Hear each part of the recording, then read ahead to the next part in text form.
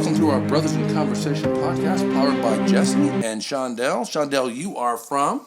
Bed-Stuy, do-or-die, Brooklyn. That little town. That's a little town. That's nothing like Hawthorne, Nevada. Population 5,000 cats and dogs. This is Shaundell and Jesse, and we're talking about our podcast, and this is Brothers in Conversations, and the first one that we did was just out of the park, and that was because Lisa had the idea. And now, this is number 14, episode 14, Sharing the Power of Language Using JessTalkisms and Shaundellisms. And you were just saying where these isms come from. Right. We don't really think about it when we're doing it for the most part. In fact, the best isms have come when we were just expressing something that came through us rather than something we sit around and premeditated. Right. Sometimes we get it from reading, sometimes we get it from exposure, sometimes we get it from intentional learning, and sometimes it just comes through us. And so we were having a conversation before we started the program. We stopped in the middle because it was so good. Right. And we were just having a casual conversation. And what keeps happening is it's not just it's what I would call synchronicity and synchrodestiny. Right. It's not just like, oh wow, that's kind of coincidental. It's not coincidental. Right. The things that you say, they don't just resonate with me. Yeah. I say the exact same thing. Oh, yeah. Some of the choices that you've made, without us dialoguing, I've made exactly the same choices at that same period of life. Yeah. 30, 40 years before we even knew each other. Right. So we were talking about, first off, we're not going to cast dispersion negatively on anybody that's involved in whatever they're involved in. That's their thing. Yeah. Whether it's, whatever that activity, maybe they partake in alcohol, they partake in drugs, or whatever it is. No judgment. Right. And you shared the reason why you chose early on to not get involved in drugs, recreational drugs. Even as a young child, one of the things that bothered me was seeing people in my family who were hooked on drugs or drinking uncontrollably, and alcoholism has been a huge problem in our family. Right. And what it caused, I saw people not in control. Right. It seemed like they lost control of their jobs. Right. They lost control of their family. They lost control of their kids. And the people, and this is one thing that is really something that most people miss. Right. Is when not, you say most people, Shaundell, you mean most people that are engaged in it, or most people? No, in most full people, circle in full life. circle, right? Okay. Because when you have somebody drinking and have drugs and they're addicted, it impacts the entire family. It doesn't just impact that person. So me being the oldest sibling in my family, right, and being a young father, right, seeing the impact of drugs on the children and the grandchildren and all of that, because and for full disclosure, and this is not a secret, and this is not anything I would ever hide. Both of my sets of grandparents were alcoholics. Okay. Both sets. On both sides. On both sides. So let me ask you something. You mentioned earlier, you said that in this last little dialogue that you said, that it impacts the family. It impacts the whole family. I think it impacts the village. Yes, absolutely. The family too, but the family is the center core, but it actually spreads out into the village because that is likely affecting others even outside of the family. Absolutely. Whether it's work, whether the work compadres that you connect with, or maybe it's something happens to someone that's in that community because they're affected by you not being in your right mind. Exactly. And what you said earlier, and what I began to tap into is and by the way, this we didn't know this was even going to go down this way, but the truth of the matter is the reason why I chose to not partake in drugs, is very similar to the same reasons why you chose to not take in.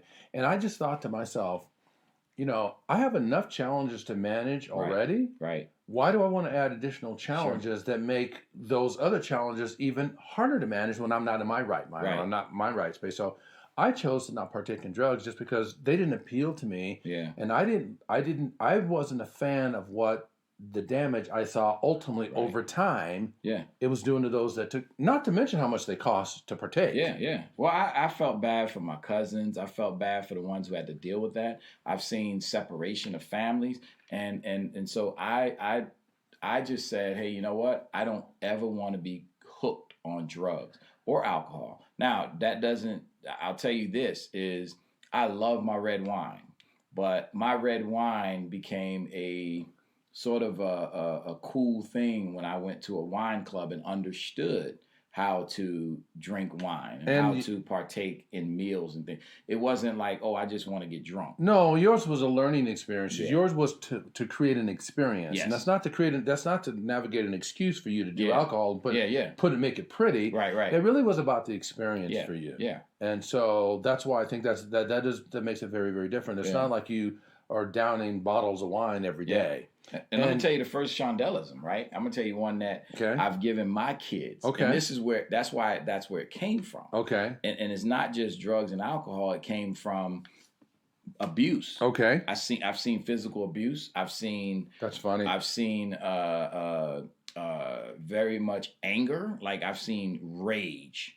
And I've seen a lot of things. So this is what I told. Are you sure you didn't grow up in my family? You know what?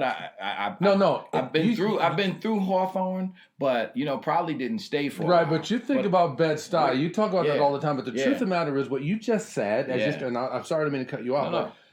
That is where I first saw it too. Addiction runs in my family. I think addiction runs in a lot of families. But addiction, whatever addiction behavior it is, whatever it is. It doesn't matter what it is. Gambling, addiction is addiction. It is, I've heard it said that changing seats on the Titanic, you're still going down. It's called the quote of doom. Right. And that's what it's like when you change drugs from one addiction to another, whether it's alcohol or drugs or sex or whatever it is. If it's addiction, it's and I'm glad you brought that up because addiction is addiction, right? That's why I tell my kids, I said, no matter what it is, if you're womanizing, right, and that's part of your family history and you're addicted to, just basically having women, right? That's another addiction. Absolutely. So many different addictions. But I told them since they were little, and Tiara and Thomas and Joseph and LaSteph and Cornelius and Nick and Terrence, and I know I got them all. And am I missing anybody? No. Okay, so all 8 kids, I said, here is the deal. The habits you form are the habits you keep. And they are hard to break. Yeah. So if you form habits as a young person and you're thinking it's cool to get high in high school, you'll turn around and 30 years later, you'll be saying, how did this happen? Life will pass you by and you'll wake up and say, wow, I had kids. Right. It was a blank. They're almost grown. Yeah. I've missed all of this. When did that happen? Yeah, you're right. When did and it will, or even worse, and this is the other thing, even more tragic, you may find because not only you're addicted, but you're involved in that culture, right? That your life may be gone before you even had a chance to live life. That happens to a lot of people. Yeah. That happens to a lot of people. Yeah. And when you talk about that whole addiction thing, it's and seeing that and seeing the pain and the challenge that it causes, it's just it makes it very difficult. In fact, you talked about habits. Yeah. Brian Tracyism is good habits are hard to form, right, and easy to live with. Right. Bad habits are easy to form and hard to live with. I like that. Take note of that. Isn't that a good one? That's a good one. So that goes hand in hand with that because it's perfect. When you said that, my mind thought of Brian Tracy. Good habits are hard to form and easy to live with, and bad habits are easy to form and hard to live with. Yeah. I totally. So let's just jump into our isms then. So let's trade off. We'll go back and forth. I want to speed through these. Only because there's so many good ones. I want to hear yours, you hear mine. If I understand it, sure, I'll roll. If I don't, you break it down for me. Oh, you wrote yours down. I did because I'm right here, man. But Daddyisms. You know, but you Papa-isms. Yeah, but you got that. That's the difference between you and I. You and Snoop Dogg have a lot in common. See, I like for Snoop shizzle, Dogg. My nizzle. Well, see, I knew it. So my first one off the Snoop Dogg. My first one off the cue is how you leave them feeling. We talk about it a lot, and I'm not going to actually read it. I'm just going to say it really quickly. Basically, how you leave them feeling. With the shortest version of it, it came when I was seeking to help someone else, and it was not a series of words I'd ever put together. Right. And when the client at the other end of the line and the senior level executive I was coaching, when he wasn't getting it, right, I thought, how am I going to get this guy's attention? Yeah. Well, he didn't want to hear what I have to say, so I shut down my dialogue and I just listened. Mm-hmm. And when I listened through that full passage of time, Yeah. he then wanted to throw the ball back to me. Right. And I knew I had to let him dialogue, but he had missed it. Yeah. So I said, at the end of the day, I said, it's if you really want to create an incentive to get people to move on what you want and need them to move on, it's about how you leave them feeling. Right. And then I thought, after I said it, I just felt like, when there's a superior thing that happens and it goes, and the music comes through, it's something. I said, I got to find that book. Well, the book wasn't out there, and I couldn't figure out how I was going to get it to him unless I wrote the book. So the concept came from treating others how they want to be treated. Right. And they will tell you versus treating them how you think you need to be treating them or how you want to be treated. Doesn't work. Yeah. So that concept became a book, and the book became a lifestyle, and the lifestyle became... it's a great offering that we have, and it's very, very fundamental, very simple. That's how we connected. And that is how we connected. That's how we connected, because I told you, you talk about me giving you chills. You gave me chills at that time, right? So I had these chills like, oh, wow, how you leave them feeling. Because what a concept. Oh, but it is what, that's the foundation of branding. Let me just tell you that. It is. Everybody gets hung up on the logos, the colors, the prettiness, and the real sunken strategy or secret to branding is how you leave them feeling. Because that's what they act upon. Yes. People don't do what they need to do. They do what they want to do. Yeah, people spend way too much time, Jess. I'm telling you. And this is where I disconnect with a lot of people. And this is why it's harder even. And I've told my daughter, I've told our staff, this is why it's hard for people to become our client, because they have been brainwashed that it's the logo. You spend all this time on this identifier. Who cares? It doesn't matter. No. It's the culture. It's how you leave feeling. Culture. Right? Oh my God. Hold on. Sorry. Where it goes. Okay. I'm telling you. Okay. You're making me slip. Yeah. Okay. So I'm gonna. If I duplicate later, it's cool. But you just said something. You said it's the culture. Yeah. That's one of my JessTalkisms. I learned this just recently. Check it out. Yeah. Company culture is like a baby. You have to feed it all day long, and then clean up its mess. Absolutely. Yeah. The culture of things is something that has to be fed. Yeah. And then at the end of the day, it doesn't always stick, because then it kind of poops the bed, and so you have to clean that up, and then you have to go. So my point is, you have to keep serving company culture. You don't get to do it once. Yeah. You have to stay on it. Yes, it's not. And what did Colin Powell say? Excellence is not an exception. It's a prevailing attitude. Nice. The prevailing attitude is how you do things every single day organically without thinking about it. Yes. And being the chair of the Urban Chamber, I can tell you, we kicked off with how you leave them feeling, right? Yes. We kicked off my tenure as a board member with how you leave them feeling. Yes. Now, everybody thought it was a little premature.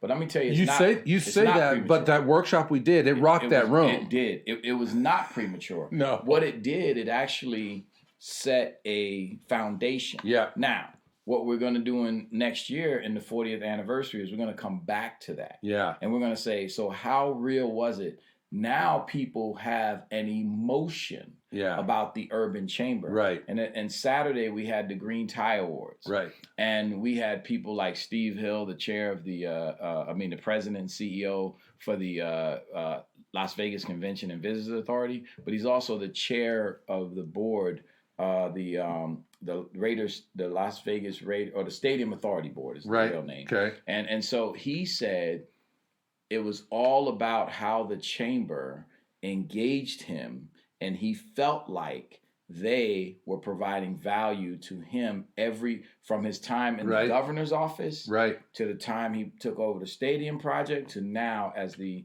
chairman of the Convention and Visitors Authority.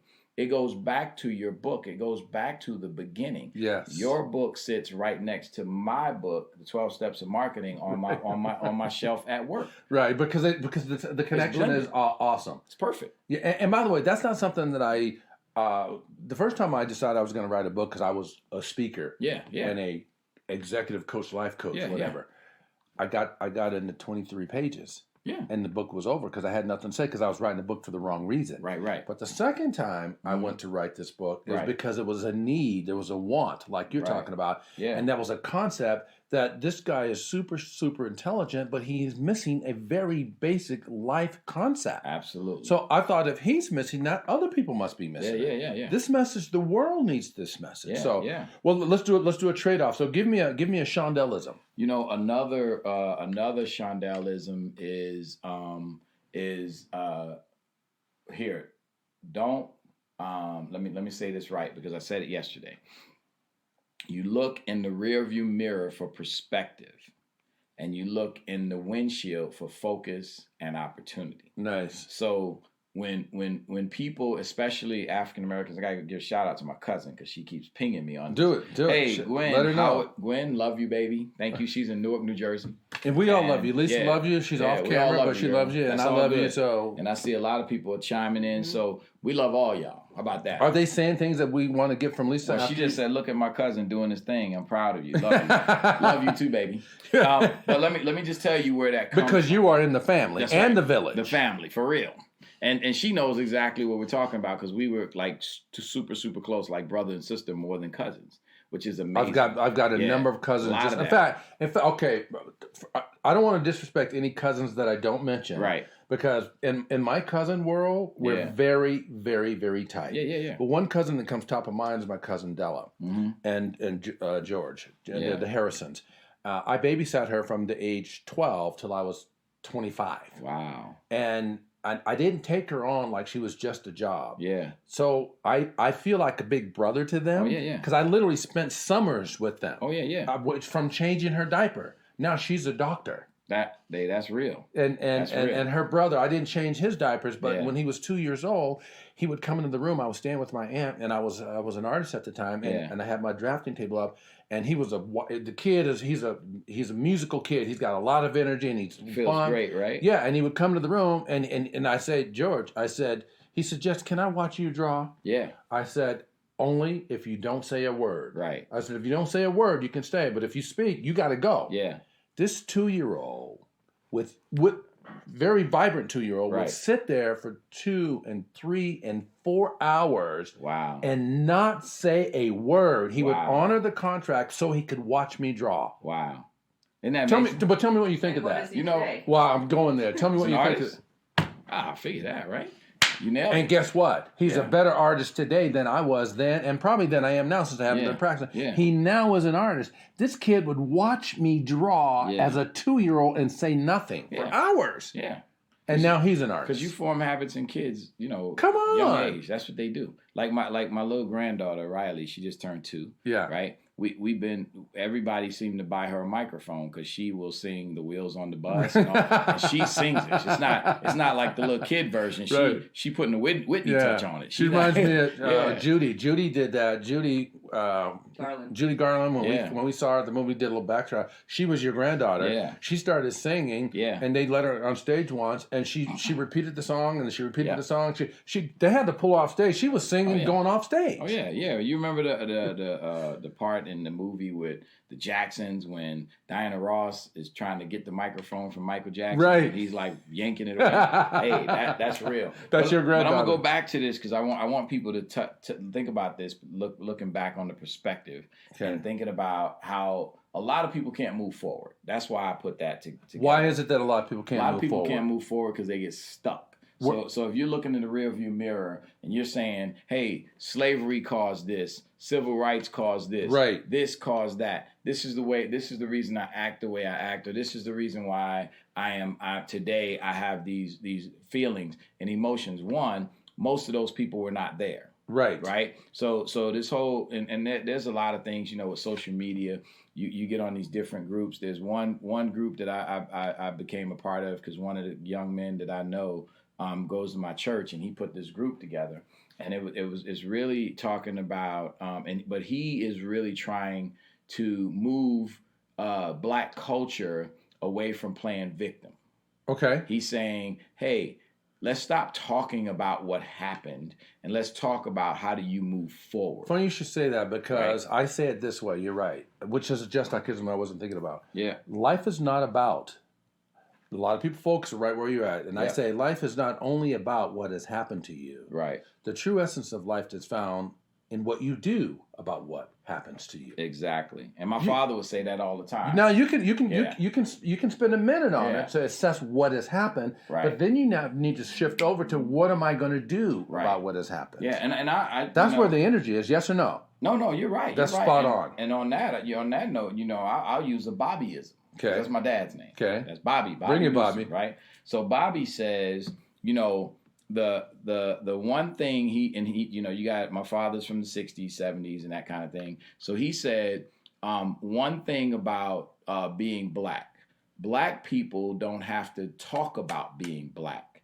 The Negro talks about being black.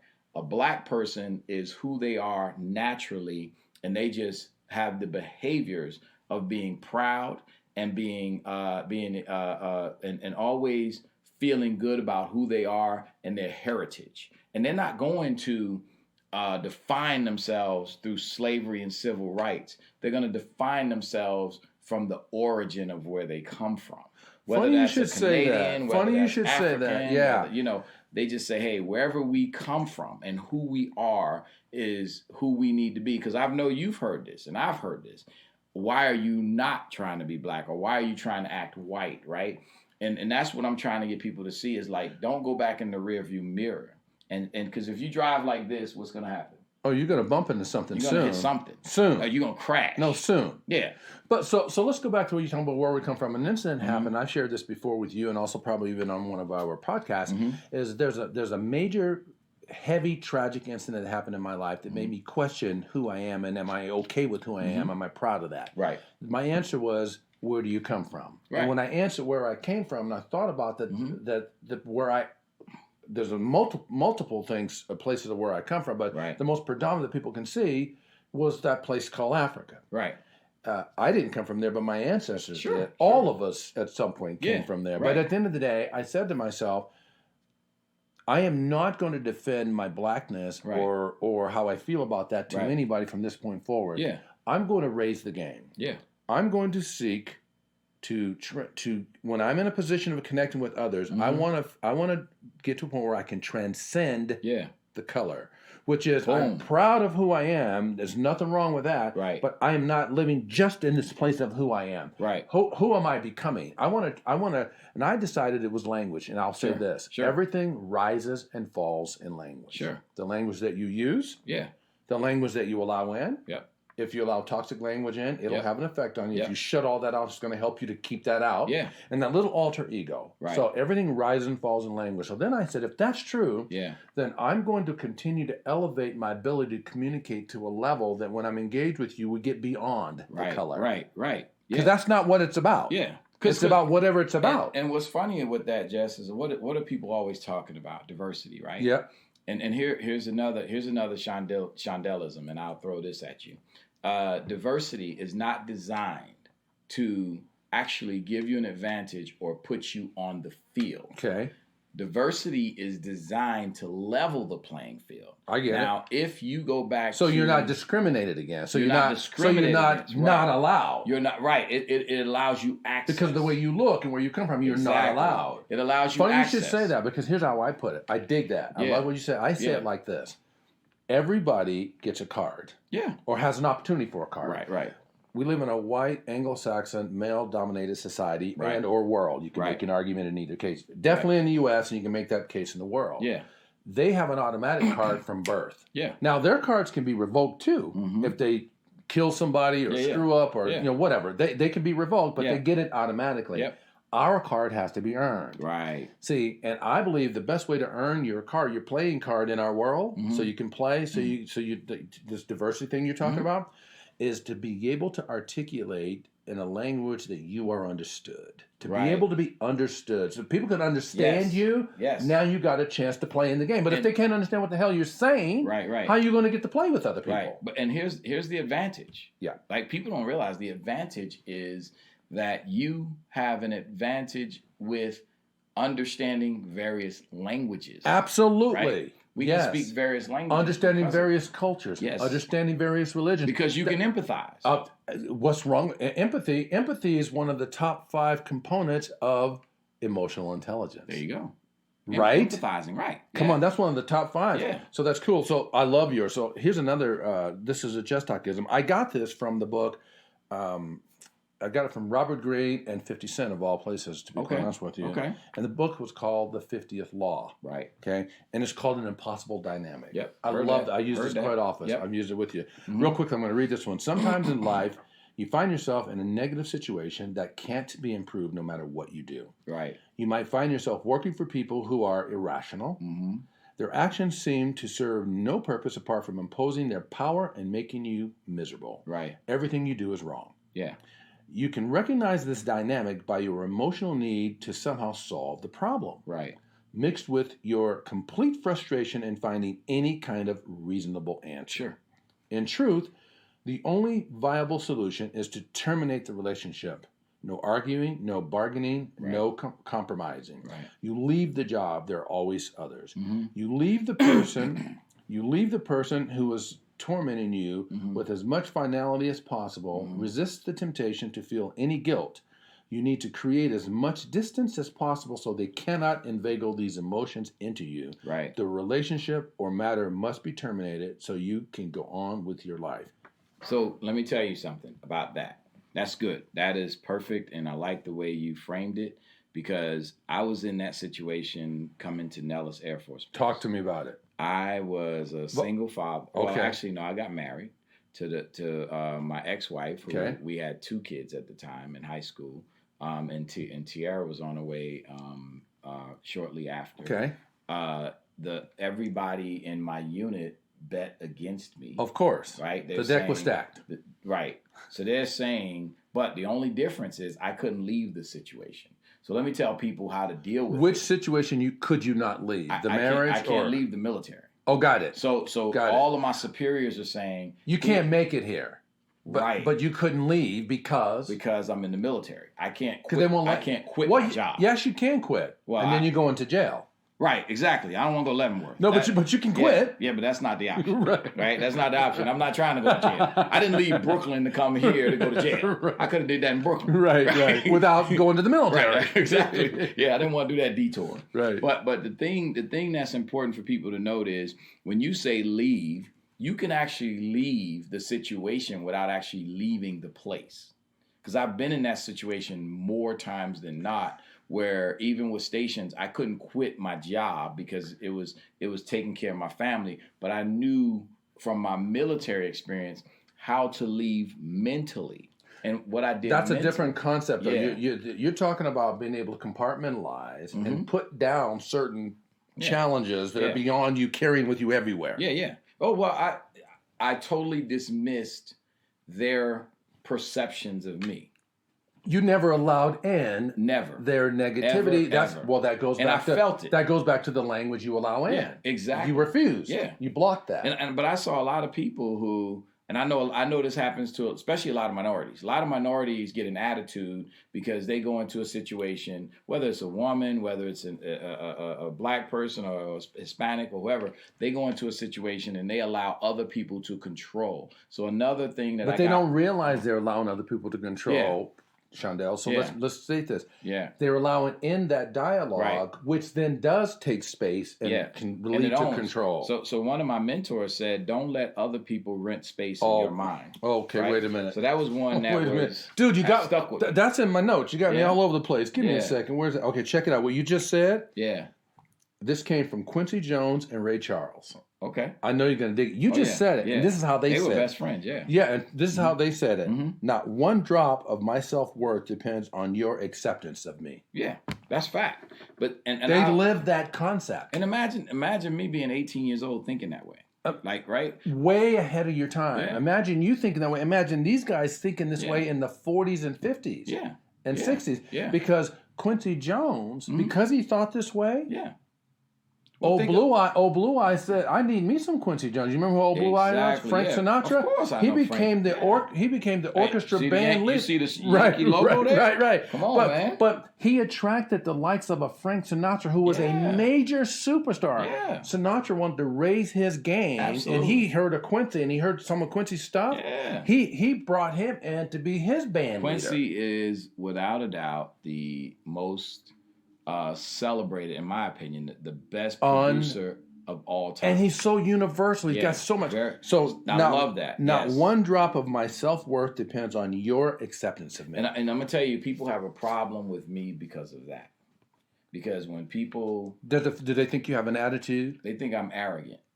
And I'm telling them, it's not that I don't value your opinion, but I really don't.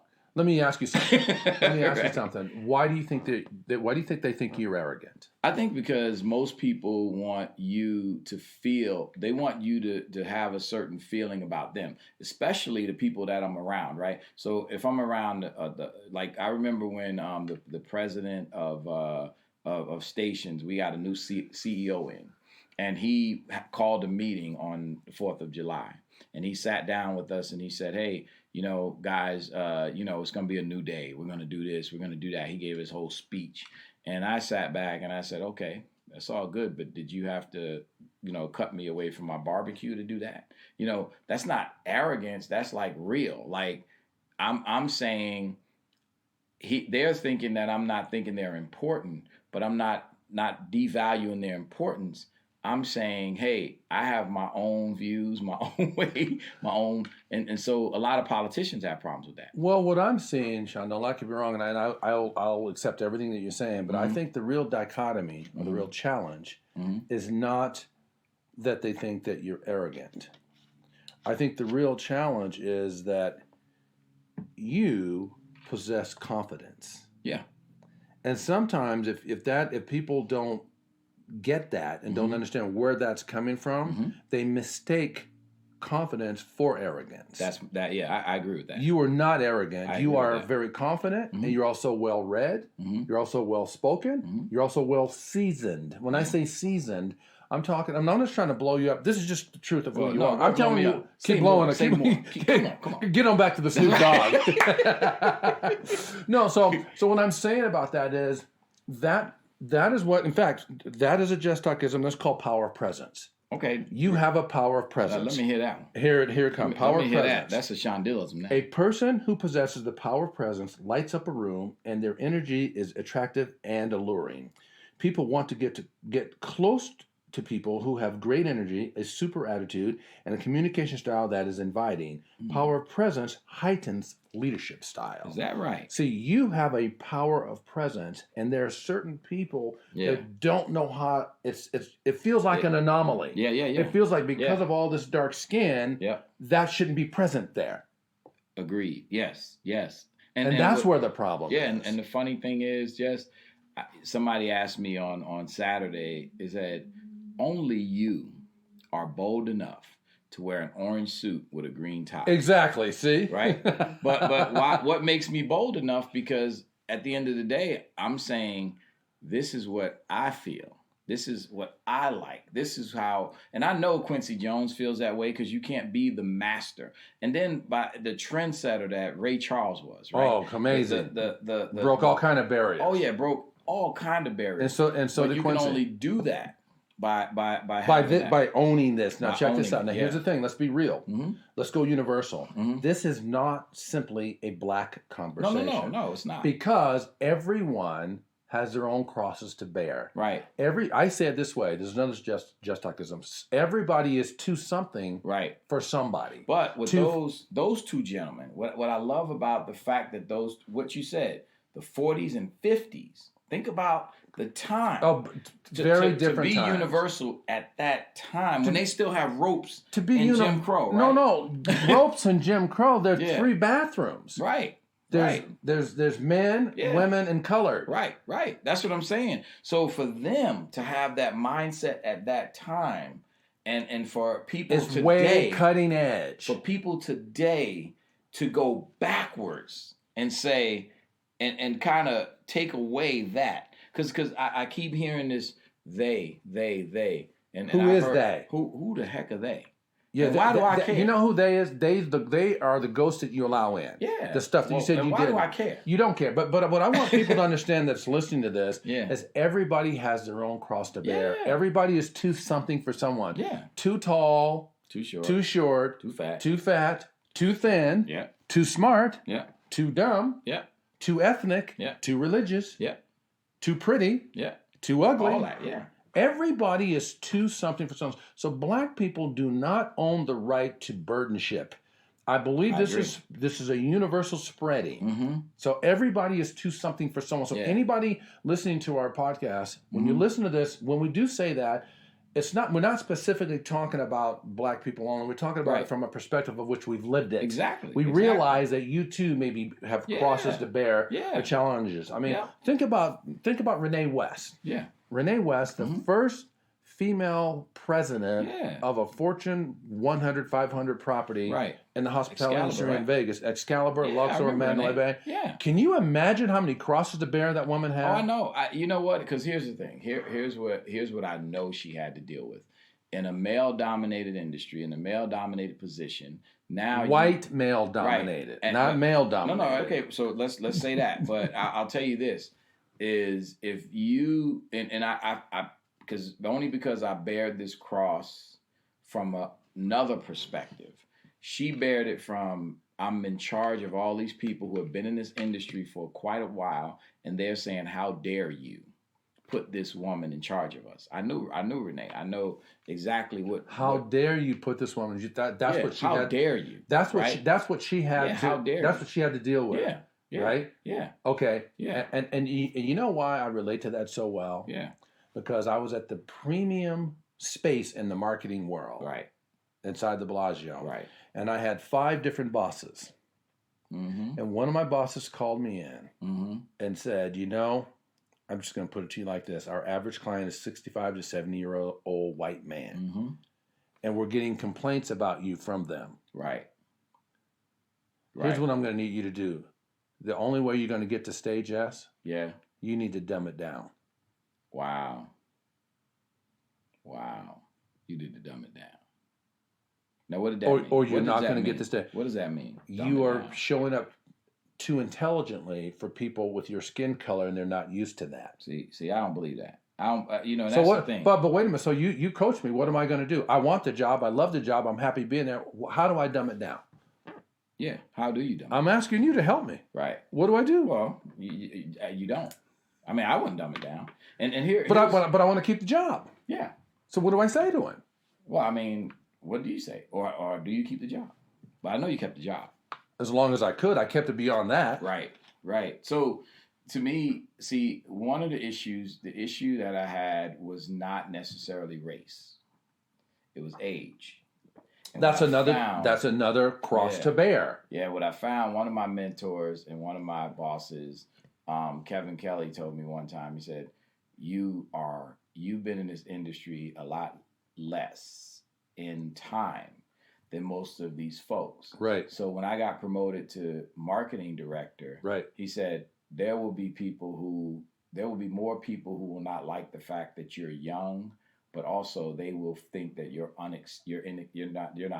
And also that you don't deserve the position. And so who do you know? Who do I know? Right, as opposed to what do I know? Right. And so I had to learn how, again, to block out that noise, do what Quincy Jones and what Ray Charles was talking about, and I had to just kind of, hey, I've earned this. I worked my tail off. I figured it out maybe a lot sooner than you did. Right. Just because it took you 15 years and it took me 3.5 or 4. Right. That's not my problem. Right. That's not my cross to bear. Right. My thing is I am going to do the best that I can. And me and what you see today, if you drive down the road on the 95 and you see Santa Fe Station, me and a couple of people, especially, I give a lot of props to Steve Arcana. Steve Arcana was my general manager and president, and he had a mind that was very creative. We did some amazing fun things at that property. In fact, today, and I'll just give you this. There's a nightclub called Chrome Nightclub. Right. In Santa Fe. When we were there years ago, we tried to turn a lounge into a nightclub. We did successfully. We had people coming, but it didn't have the night. We didn't have, at that time, we didn't have the capital investment to make it what it is today, like a nightclub. But we did well with what we had. We did the same thing at Texas Station with the Armadillo Lounge. Or whatever it was. We turned it into almost like a nightclub atmosphere with Love Shack. I don't know if you remember that band. I do. But so we were innovative. But now today, what people see is something different. But it comes back to what Quincy Jones and what Ray Charles said. It's like, don't allow people to get in your mind and then tell you what is real. Ray Charles, to me, said, if I want to do country music, I'm going to do country music. Right, and he did it well. Don't tell me that I can't do country music because you're looking at the color of my skin. And that's how they did it from that statement. Not one drop of my self-worth depends on your acceptance of me. And what does Mom say in the movie? His mom told him, don't let anybody treat you like a cripple. Nice. Remember that? Yeah. Yeah, in the movie. Nice. So very nice. Even though he was blind, even though he had other things, he had power of presence. He had power of presence. Well, let's give him. That's good stuff. Let's give him a few more. I'm gonna pop one off, and then you give me a Shaundellism. Before I do that, Lisa, is there anybody commenting that we need to hear or share or say anything? I'm on watch party, so I can't see comments. Yeah, I see Joe Hernandez. So Joe Hernandez, Branch Hernandez Insurance. He said, "I feel you, bro. I don't. What do you feel, Joe?" But anybody who wants to comment, we definitely want to engage. Yeah, go ahead, Sean. And Shaundell, if Shaundell gets a comment, he will actually bring it to bear. Bring that out, and then a lot of you that are listening, it really is our experiences and what we've gone through and what we've seen. Jess and I have a lot of things in common. It's completely amazing, right? Especially for coming on from growing up on two totally different coasts. Yeah, from the East Coast to the West Coast. East Coast to the West Coast. It's amazing, but it's amazing even our journey, right? The journey going through working in gaming and hospitality, and never knew each other during that process. Not at all. And then entrepreneurship, right? Same thing. Same thing. And then we both sat back and said we're going to marry some beautiful, incredible women. Yeah. So hey, shouts out to Arlene and Lisa. Right? Absolutely. I can tell you that my life is in a very different place because of connecting with her. Yeah. Absolutely. And I just think they're very lucky. And Arlene, he said it. I didn't. You didn't hear that from me. So I'm going to use practical intelligence. Is one of the ones I'm going to bring up. Your practical intelligence. That is another one of the JessTalkisms that I learned through my reading. Is the ability that individuals use to find the best fit between themselves and the demands of the environment. This may also be viewed as common sense. Right. Common sense, practical intelligence. So we believe in the Qs. We believe in EQ, emotional intelligence, PQ, practical intelligence. Of course, everybody knows IQ. We also believe in SQ, social intelligence. Right. We believe in blending and managing the balance of those Qs. Right. So that's a. What do you think of that JessTalkism? Say it one more time. Say the last piece. So I'm going to read this one and then I'll say it. So practical intelligence is the ability that individuals use to find the best fit between themselves and the demands of the environment. This may also be viewed as common sense. So the demands of the environment and then like common sense. And then some people will say common sense is not common, right? Common sense is not very common. Right. And it's just relevant to the person that you are or the person you have become. Right. Common sense, I'll give you an example. When I first came to Las Vegas, I would hang out in what my superiors called shady places. Okay. Right? But that was common sense to me then because I came out of Bedford-Stuyvesant where that shady places didn't feel shady to me. It felt like home. Right. Right. Now with maturity and growing up, if the 51-year-old Shaundell could talk to the 18 and 19-year-old Shaundell, I would not be in those places because I would see what they were seeing. Right. I couldn't see it then. Right. So common sense is all relative to your experience, your wisdom, your growth, and understanding what because we say that to our kids. Why does that make sense to you? Right. Where's your common sense, right? Right. And sometimes what I've learned in raising now grown adults, right? Our youngest is now 29, And what I've learned is they have to go through some of those experiences. You can fuss at them, yell at them, hey, why are you doing this? Why are you hanging with this person? Why are you doing that? They have to go through that to make it common sense to them. For sure. I get that. Mm-hmm. And so that's the reason why it's not so common, because it's based on experience and so forth. And also, even if you have the experience, do you enroll that knowledge from the experience? Right. Some people have the experience, but they don't enroll the knowledge from that experience. They're lacking that common sense. They have insanity. What's the definition of insanity? Doing the same thing over and over and expecting different results. Yeah, that's what they do. Exactly. And many people do that. Yeah. Many people do that. Funny you should say that, because what you just said reminds me of another one. I'm not sure if I can find it quickly, I'll do it. But that reminds me of another one that I put down about labor. Let's see. I know here. Check this out. Labor. Stop expecting amazing results with minimal effort. Yeah, that's a big one. Stop expecting amazing results with minimal effort. Right. You know where I got that from? Where? It came through me, so I put my name on it. Okay.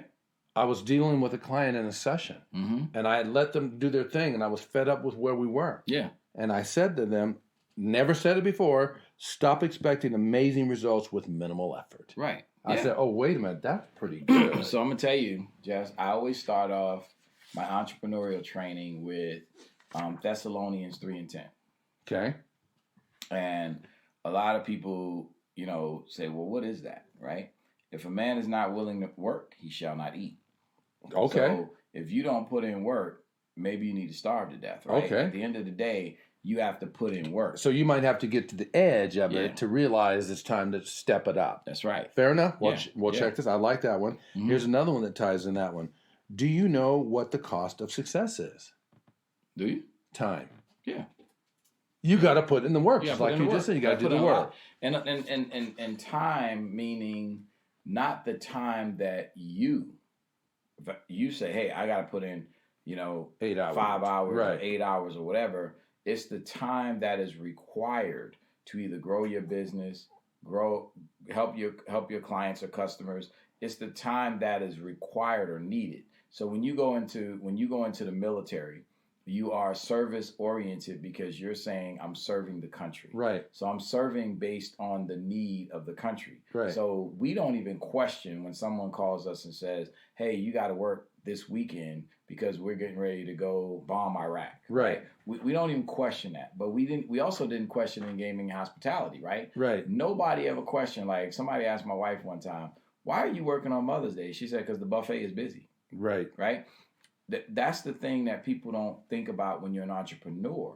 And I met with a bunch of business owners yesterday, and I said, do you put the time in and the energy in? Because the question I got from this group was, how is it that you're successful in business and we're struggling in being successful in business? And I showed them what I do. And I said, are you willing to do these things? There you go. Are you willing to do the work? Commit to these things. Figure out what the work is and do it. Are you willing to sit in an LVCVA meeting for 2 hours? Are you willing to sit in a city council meeting for 3 hours? Are you willing to do all of these things? And are you willing to put the time and effort in to make yourself successful? Are you willing to build the relationships and maintain those relationships? Right.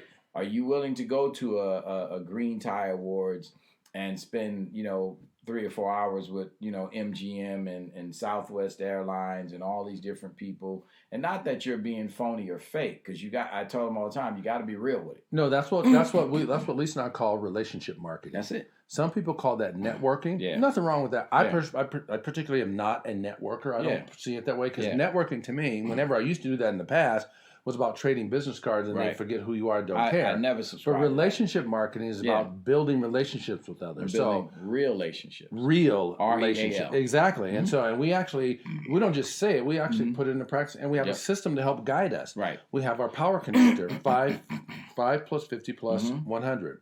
Our top 5, our key 50, and our vital 100. We have their names and the contact information. Yeah. And monthly we cycle through. We have a rule. We have to touch those 5 people, those top 5. We have to touch them twice a week in some way. Phone call, drop by, tchotchke, pop by, email, whatever. Whatever it is. Something meaningful. Yeah. The key 50 we have to touch twice a month. Yep. And the vital 100 we have to touch once a month. Right. Consistently. Right. That's how we keep up with. And you know, basically what you've done is really describe you like you said, you look at relationship marketing. If I was to describe the 12 steps of marketing in my world, it would be that. Like, branding to me is all about relationship. Mm-hmm. It's relationship to your product or service. It's relationship to your company. It's all relationship built, because and it just goes from a place where we break it all the way down. Mm-hmm. And to me, the reason why most small businesses fail, because it was designed for the small business owner. The small business fails because they have a failure to connect with the clients, customer service, customers, and prospects that they need to keep constant cash flow. Right, and to realize the value of that connection. Yes, they got to realize the value. It's not, hey, you're buying. You don't want to become transactional. You want to become relational. Check it out. Right. You know this answer. Mm-hmm. When's the best time to serve a client? When they need you or when you need them? When they need you. Obviously, right? That's what you're saying. Yeah. A lot of us think that because we have a great product, here it is. Here it is.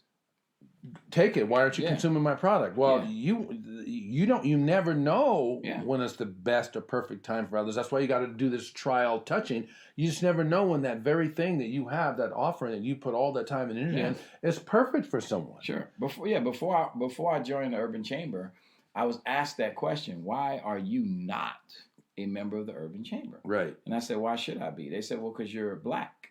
And I said, so I should join every organization because I'm black. Right. So what does that mean to me? Like, I'm a business owner. I'm trying to grow my business. Sure. I'm not trying to grow my blackness. Right. I'm not trying to prove that either. Right.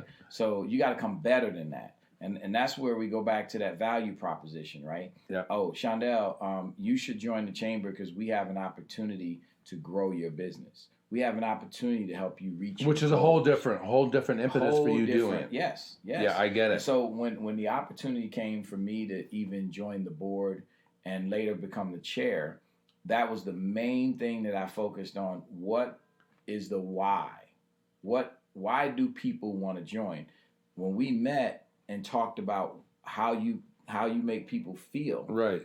That's important. That's the most important piece in business. That's the most important piece in branding. Yeah, it really is. It's funny you should say that because Lisa introduced me to a number of really cool people. First off, Stacy and Mark Chamberlain. This is the story I want to share really quickly. There's a new term I'm going to lay on you that I just got from him just a few weeks ago because I had lunch with him and we were having a conversation and he brought up this term and I'm going to share it with you in a second. And it was a brilliant term. It would have taken me forever to think of that.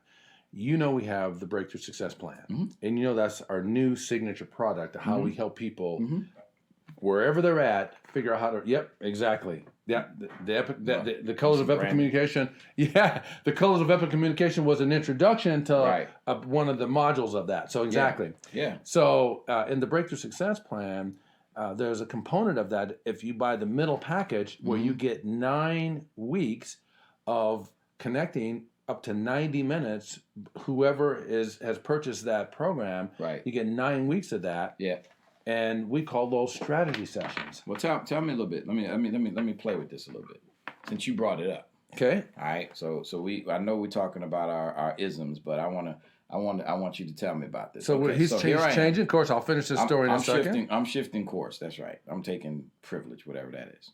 I'll play the privilege guy. Okay. Okay. So my core color is red. Secondary color yellow. Yes. Third color blue. Fourth color white. Yes. What does that mean? That means that your first color is you are a get it done kind of guy. You reds are motivated by the power of movement, of getting things done. So your driving core motive, DCM, your driving core motive is to get things done. Right. Okay. And you typically are noted for being right. Because you will do your homework to make sure that you are right. Are you right all the time? No. But are you right a lot? Yes. So that's your driving core motive. That's why you do what you do. Your secondary is yellow. That yellow is people that are yellow, their driving core motive is fun. That's why you're so quick to make a joke and you're so quick to laugh. And you do this without even thinking about it. Right. You'll laugh and think it's funny even if we don't. Right. You don't care that we don't. Right. Yeah, true. You really don't care. True. You would like it if we think it's funny, but if we don't, you're not offended. You think it's funny, and that's good enough. Yeah. So your secondary is yellow. So what's your percentage on your red? 64. 64%. What's your percentage on your yellow? 19. Nice. So you're talking about 64 and 19. Yep. Yep. Lisa just brought this. Right did she get you would have gotten these if you come to the event, so you get to take your little caricatures with you. Right. This is what Lisa. This is his primary red, and this is the image of his yellow. Tell them what red is one more time. So that's important. Reds are motivated by the power of getting things done. Power of getting things They done. like the movement. They like to excel. They like to. That's where they excel. That's where they come from. Yeah. And so that's why you do what you do. Yeah. And you've got 64 and almost 20, so that's like 84, 85% of your primary and secondary is in the red and yellow. Yeah. So that's how you're likely going to show up based on the circumstances. Your third color is blue. Blues are motivated by intimacy, meaning they like being understood. Right. Which is also part of your carrot I can see. Yeah. And then your last is white. How much white do you have? 6. So you have 6% white. Yeah. Whites are motivated by inner peace and conflict. And just because that's not your primary doesn't mean that that's not part of who you are, but that's not what drives your engine. No. If somebody wants a fight with you, they're going to get one. Oh, yeah, for sure. If someone wants to fight with Lisa, it's 50-50. She can fight, but she prefer not to. Do you have a beat button? They're going to get their... Right. They're going to get their whoop. Right. Yeah. They're going to just get a fight. Yeah. And by the way, Jesse has 3% white. So there again, you guys are very similar. Oh, let me see where's Jesse? Are you in here? Did you put He's here. I saw him. Blue red. Where are you? You blue red too? Yeah, right so here. you're blue first? Yep. And red? Okay. Primary blue, secondary red. All right. Well, I'll tell you why I wanted you to do that. Because so that segue. Not that is necessarily a commercial or anything. No. Here's what I've learned throughout the many, many years. Understanding of self. Understand yourself will allow you to deal better with others. And that's Color Code's model. Yeah. Color Code's model comes from the Color Code we didn't talk about that. Dr. So let's just say this. Again, yes, we didn't talk about that. No, right? No, we have not talked about it ever until right now. Because I was ill, and we live it. I was supposed to be at this, right? Yeah, but and Color Code says when you get self, you get others. So the whole goal is for you to get yourself first. Man. Know your strengths, know your limitations, know your wants, know your needs. Yes. When you take the Color Code assessment, you will get roughly a 38 to 40 page. These are Shaundell's results, okay? Yeah. All of these, this book is so new. That book is about this brother. Yeah, this is all about Shaundell's results. That's right. It's his wants and his needs. So let me just tell you guys something. So this is how connected we are without even having a conversation. The big thing. So what you see here is the colors of epic communication. What does epic mean? What that means is definition. That means broad, huge. Right. So imagine this. Huge, advanced communication. My mother used to say, and my mother was an educator for many years.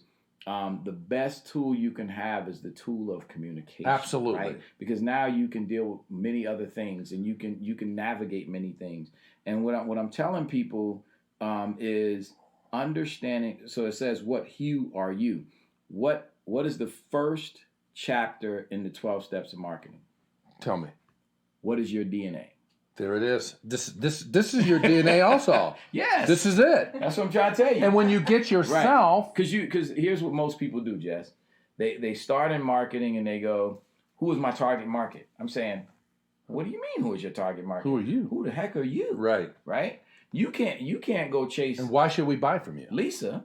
Right. Without understanding who Jess is. No. Right? You got to know who you are in order to make your results happen the way you want them to happen. Yes, and when you understand the generalities of those four driving core motives in yourself, first for you, specifically to you, then when you look at the general description of what that is and you learn those, now you can recognize those in others. And the goal is to learn to speak the language of others. Yeah.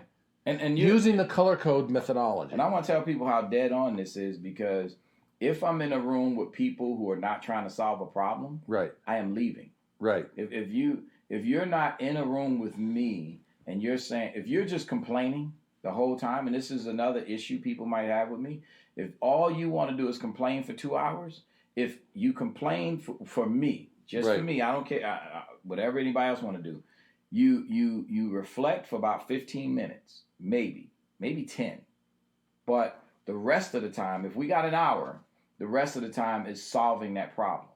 If we, and I've had this problem in many boards, many committees, and that's why I have they filibuster the whole time. Yeah. I'm like, really? We're gonna talk about the same problem for about 2 hours? Yeah, and 92 different complexions of it. Sense to me. No. And so I will stop somebody quickly, right? And sometimes that's where me and Arlene, like Arlene is a person, you know, in our family that everybody comes to and vents. Even my kids, they're like, well, I'm gonna talk to my junior. Right. You know why? Shaundell You know Jr. why? Because she'll listen. Yeah, she'll listen.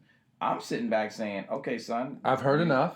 Okay, yeah, I got the gist. Right. Okay, what you gonna do about it? Right. Right. What did I say about life is not just about what happens to you, right. but what are you gonna do about it? What are you gonna do about it? Right. And then the other thing you just echoed again is that toxic language. Mm-hmm. See, that filibustering about the negativity of it all without looking for solutions. At some point, you do want to hear the basis of what is the challenge. Yeah. But once you've got the basics down and the basis of whatever that is, now let's move into how do we correct this? Right. And to your point, you're not going to allow a filibuster to go on your time and your watch. You give it sufficient time, and then you don't want to hear anymore because you've heard enough. And what you've said, too, is also true, is that I like research. I like facts.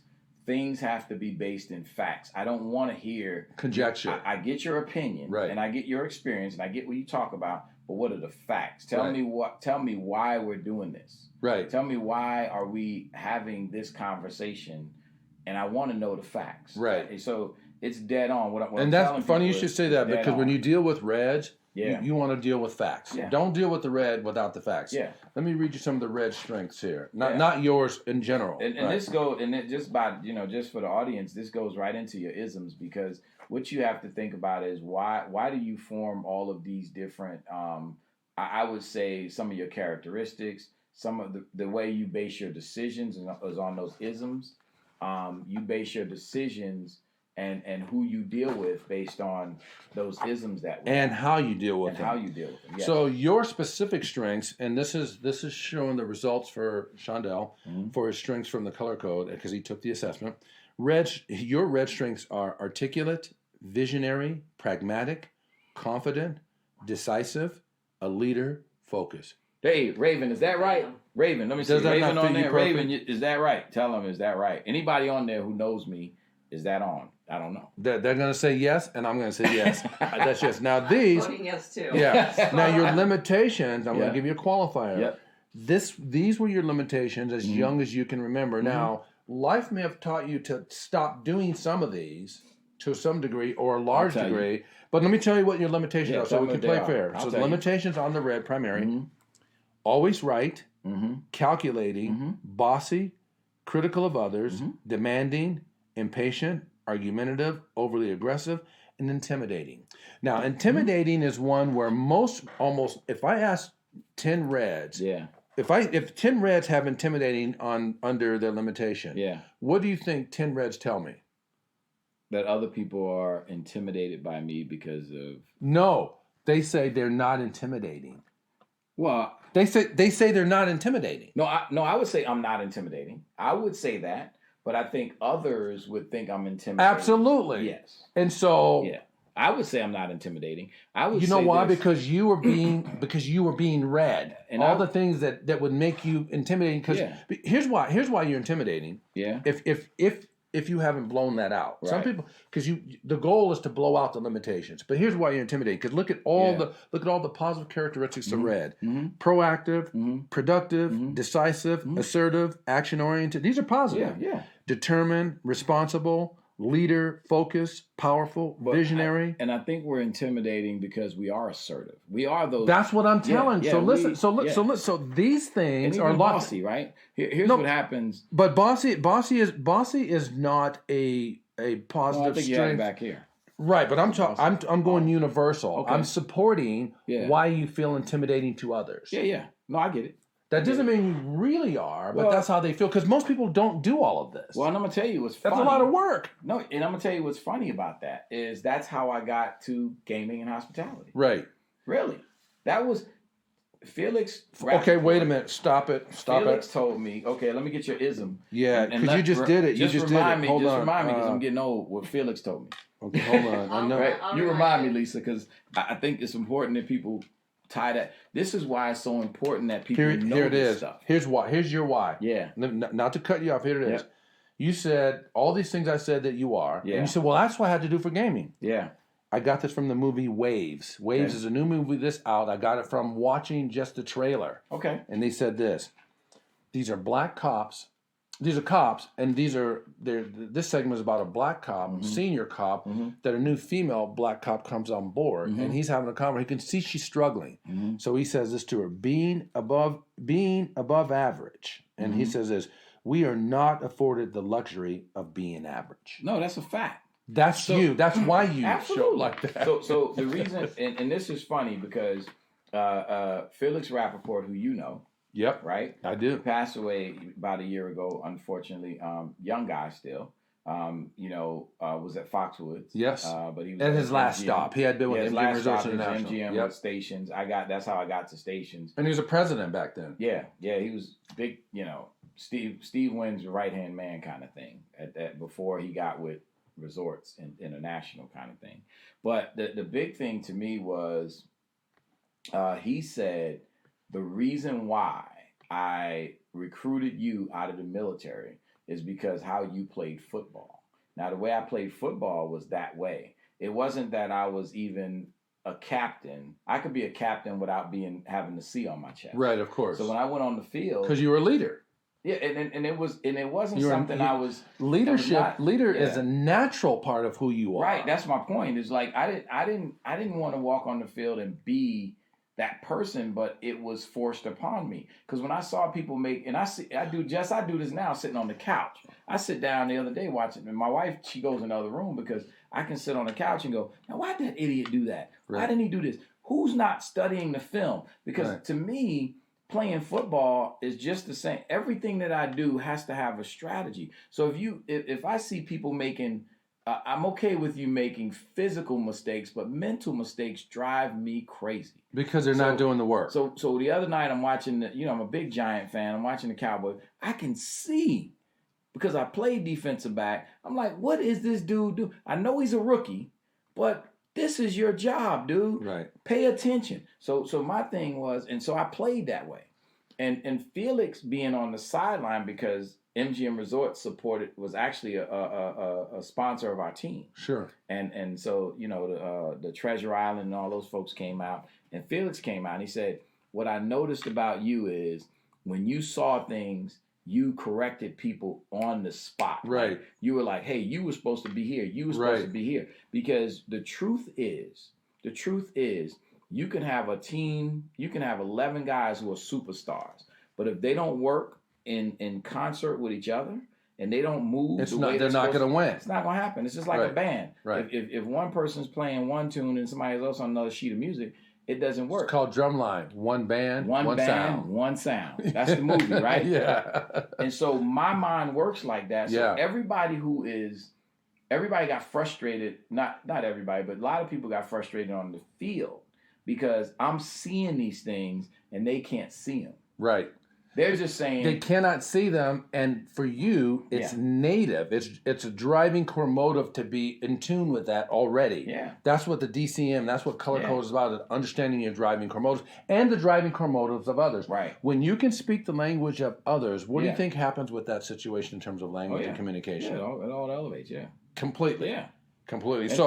And I know we're running out of time, so I'm going to flip over to the back and there's no limit on our time. Oh, I know. Here you go. So let me see. I'm just going to pull off a quick. Here's what I want to share with you. This is it's not a JessTalkism, but this came off a new language. Therapists, our job is to deepen their understanding of their dilemmas and nothing more.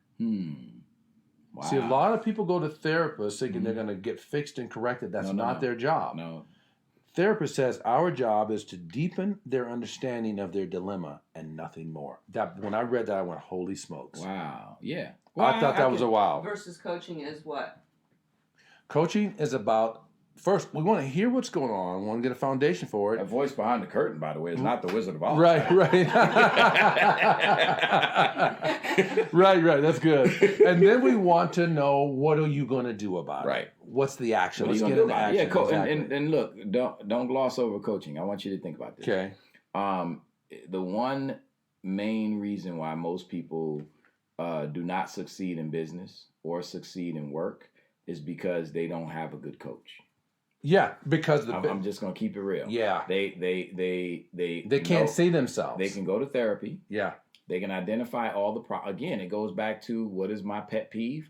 People can identify problems, can identify issues, but they don't solve anything. They are broken for 30 years. Right. 25, 30. I'm broken. I'm doing the same. Right. And I remember this was a perfect thing for one of my younger sons. He said, "Pop, I keep having a problem with this woman." I said, "You've been having that problem for a long time." Right. I said, "You've been dating the same woman." He said, "No, Pop, I've had 3 girlfriends and since I said, "No, you're dating the same woman, son." He's saying, same kind of woman. No. Pop, I said, "No, let me explain to you. That woman is just like the last woman, maybe that's the wrong style. Mm-hmm. Maybe that's the wrong woman for you.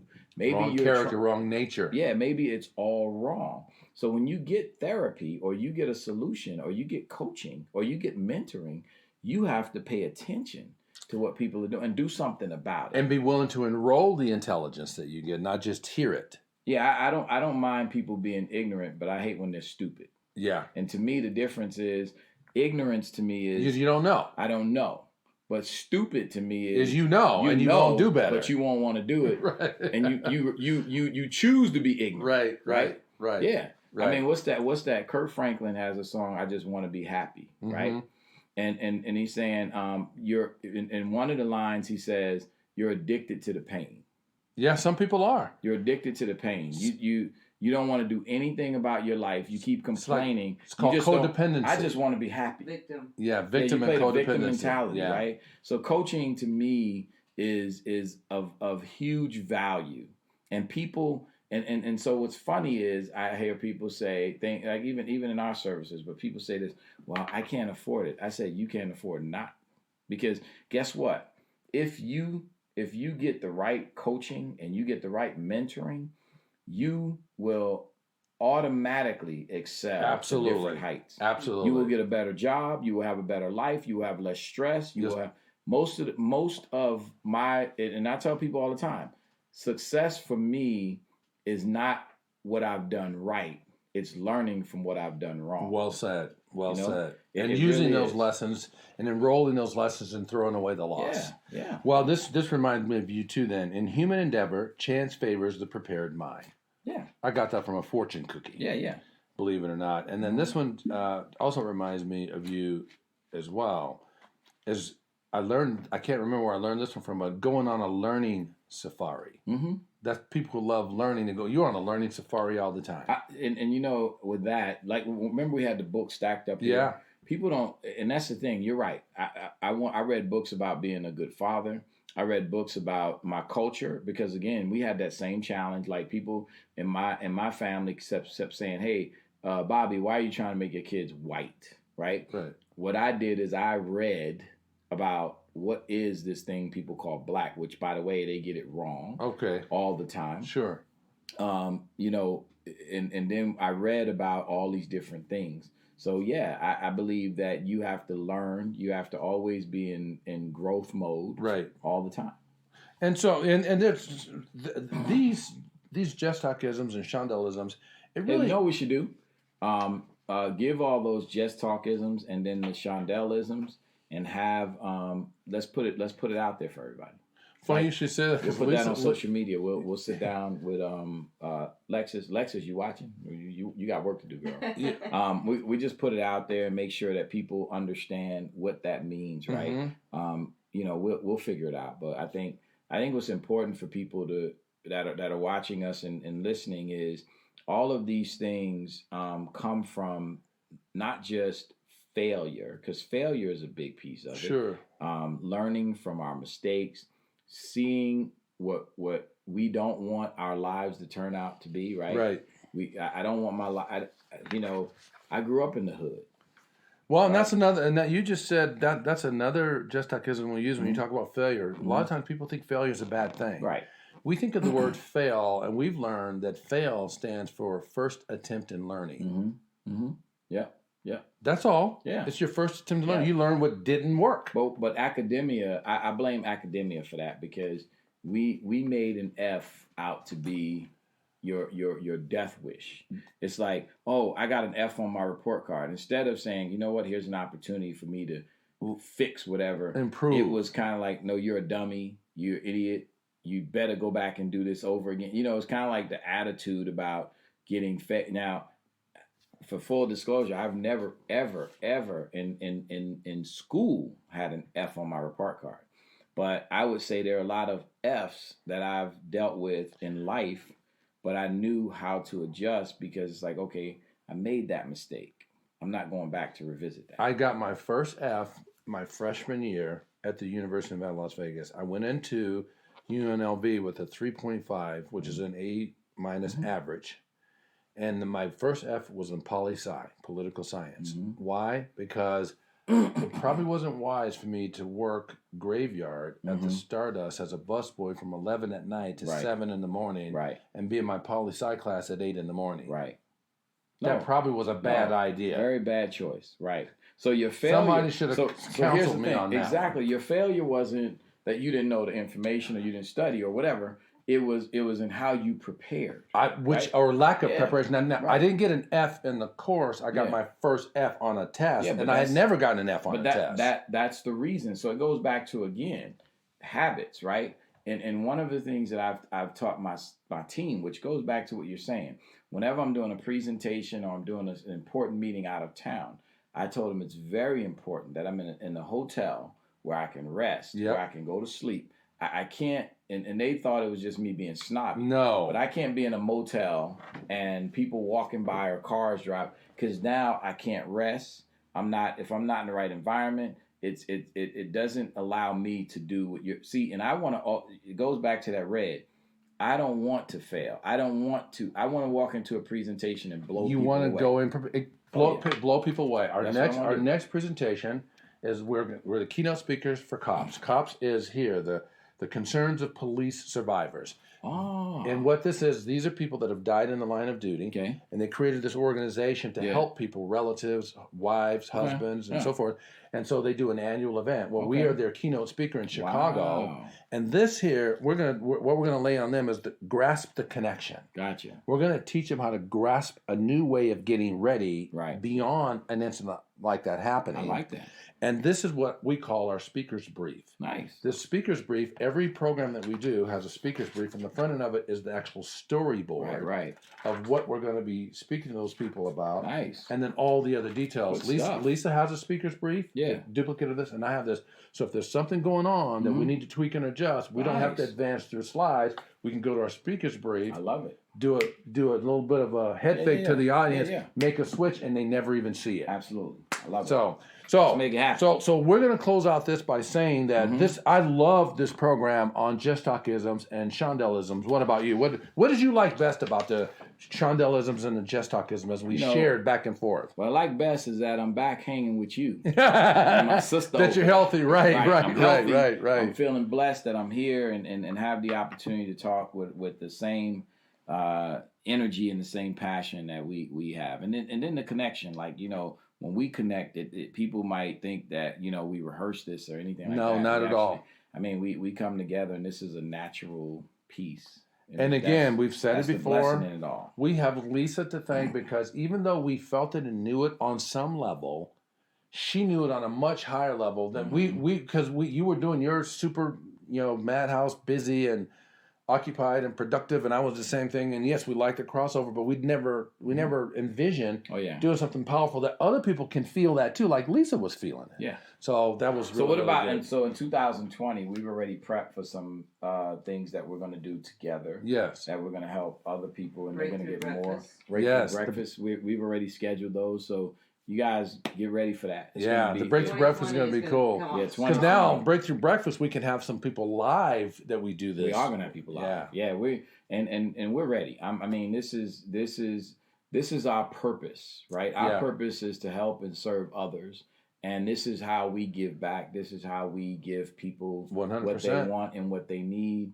And so this is the opportunity for us to share those private conversations and allow others to engage with us. And let them find their space and then move up from there. Yeah. I love it. Yeah. Well, where can people find Shaundell? You tell us. You know what? They can find me on Facebook, Twitter, LinkedIn. Just type in Shaundell Newsom, and you can go to ShaundelLNewsom.com. You can go to Some New Solutions Zone. We got all these different places. Awesome. Yeah. Well, we want to thank you for tuning in to Just Talk and Some New Marketing. That supports all of this. Yeah. And we say there's always a great way, and you've heard us say it before. We're going to keep saying it all the time. All the time. When we close our program, we want to close it with the power of knowing the best things in life starts when? How you leave them feeling.